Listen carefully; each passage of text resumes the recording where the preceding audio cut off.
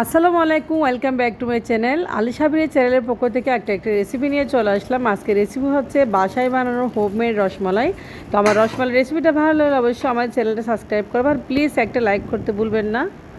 বাসায় যদি এরকম নরম তুলতুলে রসমালাই বানানো যায় তাহলে দোকান থেকে কেনার কোনো দরকার নেই। তো আজকে চলে আসলাম রসমালাই একদম সহজ রেসিপি। তো একদম ইজিভাবে আপনার সাথে শেয়ার করব। তো আমার মেয়ে খুব পছন্দ করে বলে আমাকে খুব বিরক্ত করে রসমালাই বানানোর জন্য। তো আমি রেসিপিটা ভাবতেছি আপনাদের সাথে শেয়ার করি। তো রেসিপিটা ভালো লাগলে অবশ্যই লাইক করবেন। এখানে আমি দুধ পাউডার নিয়েছি ডানু, আর একটা ডিম নিয়েছি দেখেন। তো ডিমটা যেন লো টেম্পারেচারে হয় সেটা খেয়াল রাখবেন, আর দুধটা যেন ফুল ক্রিম হয়। আর নিয়েছি ঘি। তো আপনাদেরকে ডিটেলস দেখাচ্ছি। রসমালাইটা আসলে আমি রাত্রিবেলা বেড়াতে চলে আসলাম।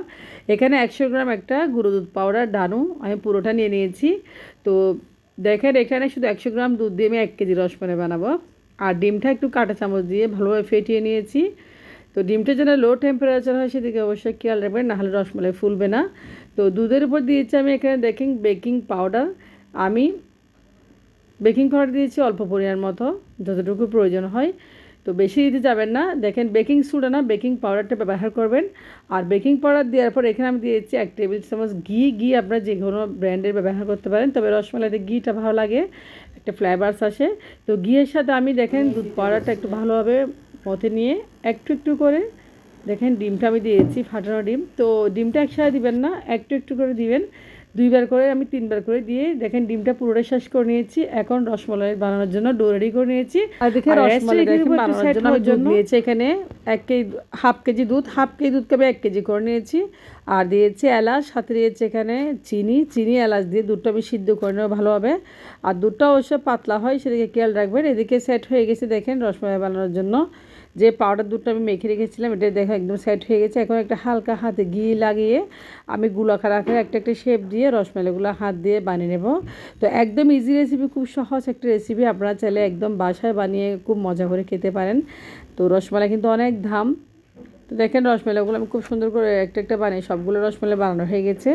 তো সব রসমালাইগুলো দেখতেও সুন্দর লাগতেছে, দেখেন ঝরঝরা হয়েছে। এখন আমি চলে যাবো চুলায় পুরোপুরি রসমালাইটা রান্না করার জন্য। তো আমি আগে থেকে যে দুধটা জাল করে রেখেছি দেখেন দুধটা পাতলা করে নিয়েছি। কারণ রসমালাই একটা কথা মনে রাখবেন, অনেক আপুরা বলে আপু রসমালাই দুধটা পাতলা হয়েছে। রসমালাই সিদ্ধ করার সময় দুধটা অবশ্যই পাতলা লাগবে, নাহলে রসমালাইগুলো ফুলবে না। তো দেখেন আমি এখানে হাফ কেজি দুধকে আমি একটু পাতলা করে নিয়েছি যেন রসমালাইগুলো খুব তাড়াতাড়ি ফুলে যায়। এখন আমি ঢাকনা দিয়ে দিয়েছি, 10 মিনিট আমি জাল করে নেব। আর মাঝে মাঝে এভাবে ভাপটা দেখিয়ে দেবো যেন ভাপটা বের হয়ে যায়। তো রসমালাইগুলো দেখেন ফুলে কতটা মাশাল্লাহ সুন্দর হচ্ছে, আস্তে আস্তে ফুলতে থাকতেছে। আর এটা 10 মিনিট করে সিদ্ধ করবেন, পুরোপুরি 10 মিনিটের বাইরে যাবেন না। তো দেখেন রসমালাইগুলো প্রায় হয়ে গেছে, আমি একটু একটু ভাপটা ছেড়ে দেওয়ার জন্য ঢাকনা উঠে দিচ্ছি। তো রসমালাইগুলো আমি সারা রাত রেস্ট রেখে দেখেন সকালবেলা কত সুন্দর একদম রসমালাই রসে টইটুম্বর হয়ে গেছে, কালারটাও সুন্দর হয়েছে মাশাল্লাহ।